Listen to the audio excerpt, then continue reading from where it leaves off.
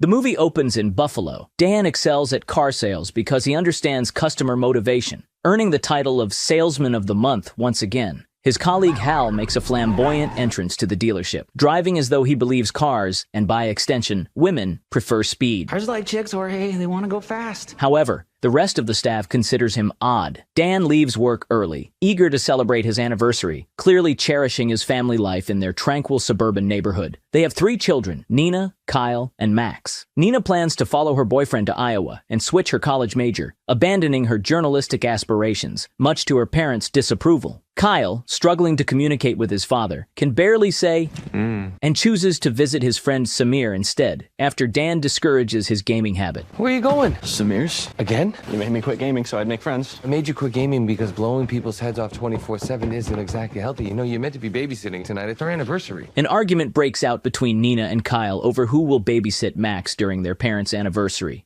Dan intervenes, assigning Nina the babysitting duties and suggesting it might be beneficial for Kyle to spend some time outside the home. Nina agrees reluctantly, masking her frustration as she suspects Kyle's real intentions at Samir's. The guy rides to Samir's house and hands over $200 as a rent payment for his gaming setup in the garage. Unbeknownst to his family, Kyle has gained popularity as a streamer known as Killboy, renowned for his skill in shooting games. Dan and Jessica celebrate their anniversary each year by visiting a carnival. While waiting in line for a roller coaster, some young guys watching Killboy's stream are so captivated Oh man, Killboy is awesome. that they let Dan and Jessica go ahead. Dan enjoys spending time this way, but Jessica craves more excitement. I don't know, you're such a creature of habit. I love that about you. Oh, we have sex on Thursdays? After an exhilarating roller coaster ride, Dan promises to make their outings less predictable. During a tender moment as they kiss, someone snaps a photo without permission. Dan confronts the guy, asking him to delete it, but the young man mocks him and escalates the situation by posting the photo online and insulting them, calling Dan a loser. Jessica urges Dan to ignore it, but the provocateur spills his drink on Dan, taunting Jessica about being with a wimp. Dan, struggling to control his anger, walks away despite the disrespect.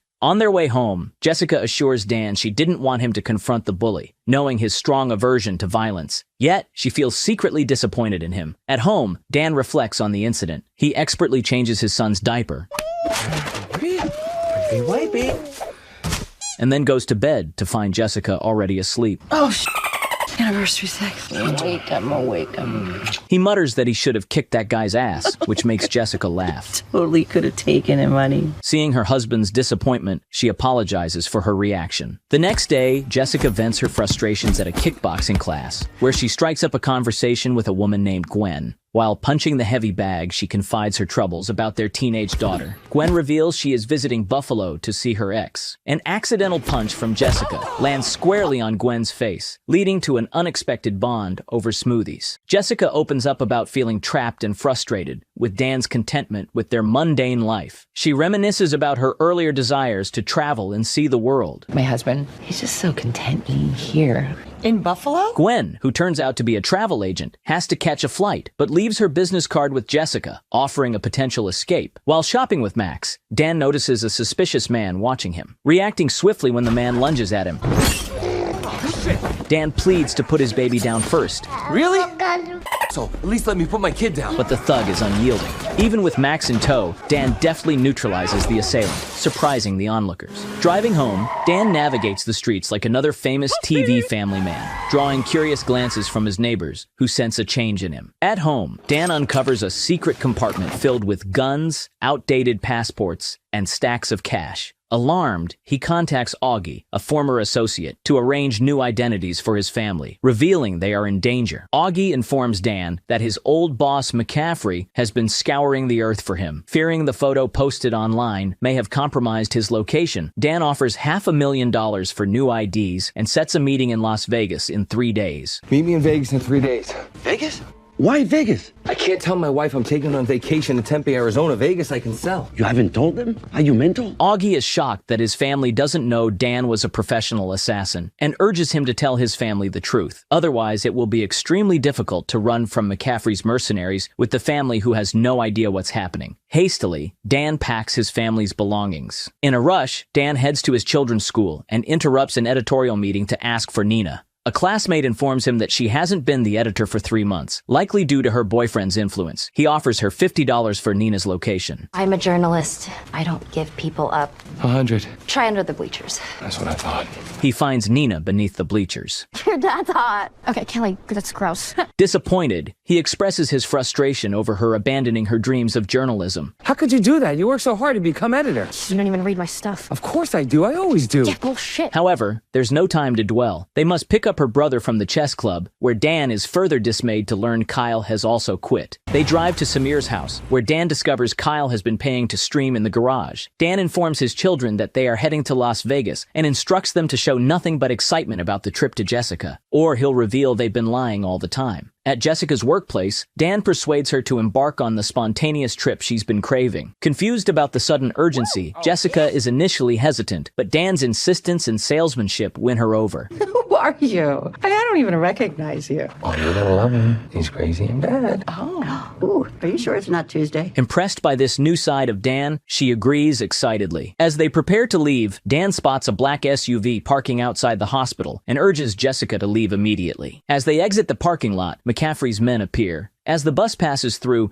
Dan skillfully evades the pursuers, weaving stories to explain his abrupt driving. Despite a close chase, he continues to evade their pursuers, all while keeping his family oblivious to the danger. Sorry about that. Their lead foot? Like a squirrel or something jumped out in front of me. Realizing there's a tracker in his car, Dan quickly drives into his workplace, narrowly closing the gates on the pursuers. In a hurried attempt to disguise their actions, he lifts the car with his family still inside, claiming he needs to change the oil and check the coolant. Can we not be in the car for it? While under the car, he locates the tracker and manages to remove it just as the pursuers pass by, missing them entirely. Spotting Hal about to test drive a new car, Dan encourages him to push the speed and stealthily attaches the tracker to Hal's vehicle. Get her on the freeway. You open her up and you get a ticket, it's on me. The pursuers fall for the decoy. With 33 hours left until they reach Las Vegas, Dan's wife and kids busily tweet and post about their trip. To avoid detection, Dan collects everyone's phones, declaring it a device-free trip, which frustrates the kids. Yours too. They are unaware that he plans to dispose of the phones completely. Mine too, all of us, okay? Solidarity, bye! No way you just did that. Oh my God, What? Dad. I just freed our family from the shackles of technology just like that. You've lost your mind. Now, without phones, they rely on old-fashioned navigation. At the travel agency, the clerk is amused when he hears they don't have phones and pulls out dusty old maps. I'm gonna need a credit card. Dan hands him a stack of cash, asking him to book a room in a Las Vegas hotel. For the first time in a long while, the family genuinely bonds. Singing Vanilla Ice's Ice Ice Baby on the road, the parents and eventually the kids join in, What is Ice Ice Baby? creating a memorable family moment. Meanwhile, McCaffrey personally visits Dan's house. His tech guy discovers Kyle's identity as the popular streamer Killboy. McCaffrey orders all his men to locate and intercept the van. Be tough for him to switch cars without tipping off the family. What makes you think they don't know? They're still with him. During the stop, Nina shares her critical view of Kyle's gaming career, echoing her boyfriend's sentiments. Oh, good. Trevor's here. Do you even remember what your own personality's like? No. Kyle says he misses the old Nina with her own personality, who used to be cool. While they talk, a girl recognizes Kyle and asks for a photo with him. In a bathroom along the way, Dan rehearses his confession to Jessica about his past life as an assassin, unsure how to break the news. Afterward, he goes to pay for the rooms. On his way out, Dan notices Kyle talking to that girl, which impresses the father. He asks Nina why the girl took a selfie with Kyle and why she calls him Killboy. Hey, what was all this about? Upon learning that his son is a popular gamer and the girl is going to post those pictures online, he tells the family that all the rooms are booked and they have to keep going. McCaffrey enlists a local motorcycle gang to track Dan. As they close in on a bridge, Dan notices 3 bikers. His family, lulled into sleep by calming music he plays through their headphones, remains unaware as he prepares his silenced gun. He tries to shake off the pursuers, while his family bobbles their heads like bobblehead dog figures on a dashboard. His mirror is shot, but he manages to get rid of one, barely avoiding a crash. Only Max is awake, enjoying the activity. He even helps his father by handing him his milk as a weapon. Dan bumps the 3rd one, sending him flying. What was that? There's a little bit of a pothole there. Max, you see that? Hey, I was flying. After driving all night, Dan finally closes his eyes, but his family is awake, half a mile away from the college Nina wants to attend. She argues her way into visiting it. Jessica isn't keen on going to the college just to see Nina's boyfriend. We are not going to stop and see Trevor. Actually, meant that I wanted to see campus. Oh, But whatever.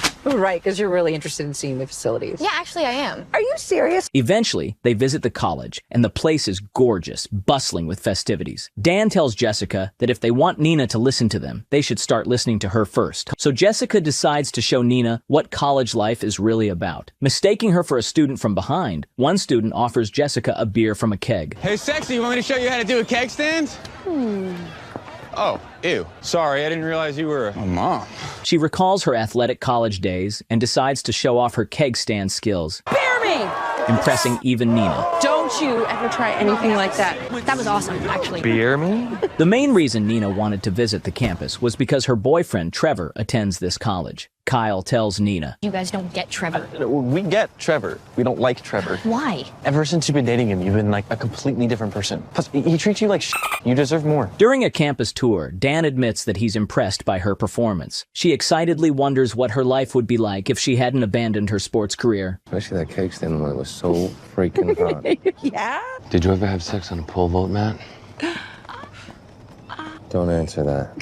Oh my. She also admits she likes his spontaneous behavior over the past few days. Dan spots a suspicious German man on his phone and thinks he might be an operative for McCaffrey. He starts a conversation with the man, asking about his job. Jessica notices their strange conversation. Dan begins to speak German with the man so that his wife can't understand their dialogue. Wenn du reden willst, was in dem Kopf ist, bleibt es zwischen uns. Don't worry, honey, we'll catch up, okay? All right, honey. When she leaves, the man shows what's inside his briefcase. What the hell is that? Hell und Korn. I thought I made this clear. So you're just German? Yeah, genau. However, Dan realizes his mistake when he is unexpectedly attacked by a different individual. They start to fight in the chemistry lab, while his family attends a tour just behind the wall. After a short scuffle, Dan incapacitates the assailant and rejoins his family shortly after to keep moving. But Nina has gone to see Trevor. Nina discovers Trevor cheating on her. You're cheating on me. Monogamy is just a construct of our Western repressive civilization. I thought we were on the same page on that. And returns in tears. Dan attempts to comfort her with his stories, but realizes she doesn't need another dad lecture. Instead, he teaches her a martial arts move to inflict severe pain without lasting damage. It's a 13th century martial art. How do you even know about that? Well, maybe it's more your old man than you thought. Nina uses this move on Trevor, taking a picture as he winces in pain, which boosts her spirit significantly. She returns to the van, appreciating her father more than ever. What did you say to her? It was just a dad lecture. Back on the road, the family bonds even more. As Nina drives, she thanks Dan for always being there for her and considers reclaiming her editorial position at school. Dan supports his daughter and expresses his admiration for her work. I'm serious, that piece you wrote about pervasive corruption in the Board of Education. My God, I got chills. You actually read that? Of course I did. I'm your biggest fan, Beans. At a small motel, the parents finally relax and let off some steam. Wait, it's not Thursday. Jessica is enamored with the spontaneous side of Dan, feeling a difference in him. She suspects he was always like this before they met, and that he changed because of her. Dan reassures her that he changed because he didn't like who he was back then. The next morning, Dan calls up Augie, who is on his way to deliver the new identities to Dan and his family. The only problem is that he hasn't told them yet. You know, they might think that something's up when they have to change their name and leave the country. What are you waiting for? And Augie is freaked out upon learning that. He then sneakily returns the phone he stole and tries to prepare himself for the conversation. Kyle joins him, and they finally talk about him being a streamer. It's something he's good at, like pro-level good. He tries to explain to Dan how important it is to him. I know you think it's all just a waste of time, but it takes brains and reflexes. The Air Force recruits gamers. Yeah, maybe that's what I'm afraid of. He wants to prove it over a game of laser tag with Dan. Kyle proposes a bet. If he wins, he gets to start gaming again. If he loses, they will play ball in the backyard for 6 months. They agree on the first to 3 tags wins. This should be a breeze for Dan, being an ex-assassin and all. He gets the first and second tags. How are you doing this? Then Kyle retaliates with 2 of his own, mimicking Dan's tactics. At least I don't need a DNA test. Eventually, Dan gets the last one. Kyle feels conned, but the two grow closer. On their way to Vegas, they really become closer, enjoying the trip. Upon finally arriving in Las Vegas, they stay in one of the top suites in the city. Before settling in, Dan heads downstairs to meet Augie, I gotta run downstairs for a sec. Don't let them raid the minibar, okay? That is not Minnie. who hands him their new identities and tickets for a one-way flight to Vancouver for a hefty price. Dan prepares himself as he plans to tell Jessica the truth over a romantic dinner while the kids babysit Max. Dan instructs them not to leave the suite under any circumstances. There's food in the supersized minibar. You do not open that door for anyone. You got it? All right, have fun. Be good. Not that he expects them to listen. Screw that, right? Oh, yeah. McCaffrey's men are already aware of Dan's location. Being a popular gamer, Kyle suggests visiting the HyperX gaming arena. Nina doesn't want to go to a place full of Kyles, but she has no other options. I think it's just down here. You're gonna love it. I already hate it. In the arena, he meets another popular gamer, Ran. Ran admits he has seen Kyle's streams and offers him a chance to meet Valkyrie and others. Ran gets to know Nina better and decides not to participate in the tournament. So is this your... Oh God. No, I found him. Just over there. Valkyrie asks Kyle to take his place and join her team for the Counter-Strike finals. However, McCaffrey's people are also on their tail. As Nina gets comfortable with Ran, he admits that Valkyrie's team stands no chance. But when all her teammates are eliminated, Kyle single-handedly decimates the enemy team. Yes! Yes! Dan tries to tell Jessica the truth in a French restaurant, but is interrupted constantly. He starts reprimanding the waiter in French for the interruptions. What I was saying was... Voulez-vous de poivre? Je ne veux pas de poivre. Je veux être seul avec mes femmes. Oh, I don't actually speak French. They just teach us enough to sound fancy. Putain. Jessica is astonished that her husband knows 2 foreign languages, something she was unaware of before. Lacking the courage to reveal the truth about his past life, he begins to explain it in French. Not understanding the meaning, Jessica finds his speech very melodic and sexy. He decides to postpone his confession a bit longer and go gambling with Jess. After a while, he decides to check up on the kids, but his call goes unanswered, so they head back upstairs. At the suite, Jessica is momentarily deceived by dummies set up to look like the kids sleeping, setting Dan's mind at ease. Jessica goes to freshen up while an ominous silhouette appears in the background. She sets up a romantic atmosphere with music and love mist. Love mist. Jess! Thanks to the mist, Dan notices laser sights and dodges the bullets. He grabs a bottle of Flecha Azul tequila, where Mark Wahlberg is the biggest investor. Flecha Azul, fool, I told you! Throws the bottle. Flecha Azul, fool, I told you! And shoots it, setting the assailants on fire and neutralizing them. However, Jessica is taken hostage. Dan puts down his gun, but subtly grabs a knife. When the assailant calls Dan by the name Sean, the grim reality hits Jessica. The assailant starts talking about his plans. And then I'm gonna have my associate at HyperX kill your kids. Dan neutralizes him as well, but the shock causes Jessica to vomit. Oh, that's normal, honey. Everybody barfs the first time. She then runs to the kids but finds the dummies. Remembering the assailant's mention of HyperX, she knows where to find them. Shut up! I don't want to hear it. I don't even want to look at you. I just want to find my kids. They don't have their goddamn phones because you threw them away! At the gaming arena, just as Kyle ends his game with 30 kills, Dan and Jessica arrive and pick them up. Dan finally reveals the truth. Because my former coworkers are trying to kill us. From Planet Car Deals? I'm not kidding around. Ask Max. Before I met your mom, I was a covert assassin. I escaped that life, and now they found us. That you are like the biggest wimp on the planet. However, the kids don't believe it until they are shot at. Taking cover behind a car, Dan neutralizes the mercenary. Now it's Kyle's turn to vomit. Oh, it's okay, honey. Everyone barfs the first time. In the aftermath, as they take cover, Dan discloses the full extent of his past, including his role as one of McCaffrey's mercenaries responsible for 43 deaths. Kyle calls Dan a hypocrite because he banned him from gaming due to fake violence, yet he's an assassin. They now understand why Dan never wanted to leave the city and is so against social media. He hands them their new identities. Nina is now Molly Anderson. Molly Anderson? At least you got a real name. I'm Van. I'm a vehicle. After 18 years of lies, the family refuses to accept him. Jessica decides to leave him and will take responsibility for the kids. There's a stranger named Sean. Archibald Anderson. Oh, damn it, Augie. She calls Gwen, asking for help, while Dan is left to guard outside until the very morning. Despite Dan trying to explain that it's not safe and McCaffrey will come after them, Jessica just tells him to make it safe and stay away from them. When Jessica arrives, she is amazed to see Gwen waiting for her in a private jet. What are you doing here? I wasn't expecting all this. I was on a layover nearby and I thought, I'll just come get you myself. On the jet, Gwen tells Jessica about her ex in Buffalo. They were together for years, and he left her to marry another woman. Are you mad her? I had to. He created this whole life with this woman. I needed to see what she had that I didn't. What did you do? I did what I do best. I got in close. I won her trust, and then I just waited patiently for her to walk into my trap. Jessica realizes she's talking about her. She tries to flee, but McCaffrey is already there. McCaffrey gives Dan a call, showing that his family is in captivity. He arranges a meeting in an abandoned hotel. McCaffrey's henchmen are all over the place. Hello, old friend. He brought you in for this, huh, Spiros? He brought everybody. Dan is flattered. Arriving at the penthouse, McCaffrey asks for a sarcastic hug. It turns out he's Dan's father.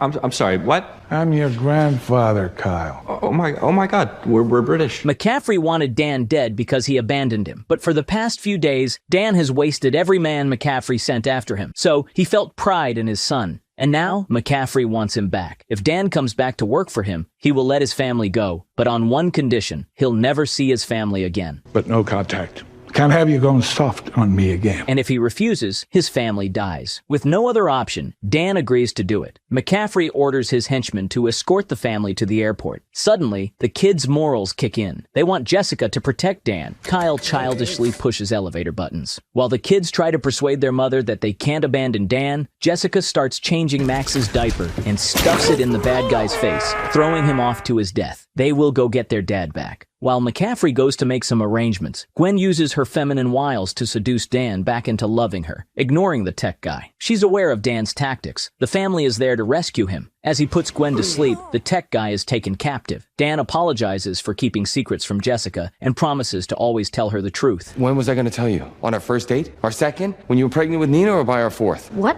Do the math, Nina. He wants to be her husband and a loving father. Meanwhile, McCaffrey notices that something is wrong. By the way, the tech guy is Kyle's fan. Kyle tries out the drone, and it turns out Dan is really good with technology. You're not anti-technology, you're awesome. The henchmen are coming. He tells his family to go to the roof, and he will deal with them. Kyle will be his eyes and ears. Kyle uses the drone to spot McCaffrey's men and relays information to Dan, who, despite the numbers, skillfully deals with them. McCaffrey notices that the drone is aiding Dan and wakes Gwen up to find the family. Dan tells his dad to call it off. Call it off now! But he doesn't listen, and despite 10 guys shooting with automatic rifles, no one manages to hit Dan. Noticing the elevator going up, Jessica hides the kids and shoots as the elevator arrives, but Gwen just chilled on the left. Gwen taunts Jessica, knowing that she has an advantage in hand-to-hand combat, not taking her seriously. You think you can beat me because you took some kickboxing classes? You know I do this for a living, right? With solid cons still, Kyle says there are 9 guys left. Dan knocks them out one by one, making McCaffrey proud. He finally shoots down the drone. Meanwhile, in the prolonged catfight, Gwen comes out victorious, burying Jessica under a pile of rubble. McCaffrey knocks Dan down and has a clear shot at him, but he has to yap about how family has made him weak. Meanwhile, Gwen corners the kids, and that gives Jessica the strength to lift up the debris, but she is still thrown around like a sack of potatoes. Dan manages to remove the bullets from McCaffrey's gun, so they resort to hand-to-hand combat. Being an ex-decathlete, Jessica picks up a bamboo stick and attempts an athletic jump, but fails miserably. Gwen thinks it's funny when Jessica tries again, but this time, Jessica throws it like a spear. There's 9 other events, bitch! McCaffrey beats Dan in the fight and grabs a gun to finish him off. But then the family comes in, and Nina tells McCaffrey that she's happy to find her grandpa and suggests they could become a normal family. When I look at you, I don't just see a cold-blooded killer. I see my grandpa. If you think this little speech is going to win me over, Honestly, I was just hoping it would buy him enough time to do this. This distraction gives Dan a chance to act. The family reunites and the police arrive. 6 months later, Nina becomes a famous journalist by making a report about McCaffrey's assassin group. Dan starts a company teaching security guards and hires Augie. Jessica becomes a coach, and Kyle continues making videos online. The family gets ready for a big trip, packing up an RV to take Nina to Stanford. In line with their new tradition, they give up their phone. If you enjoyed this recap, please give it a thumbs up and make sure to subscribe to my channel.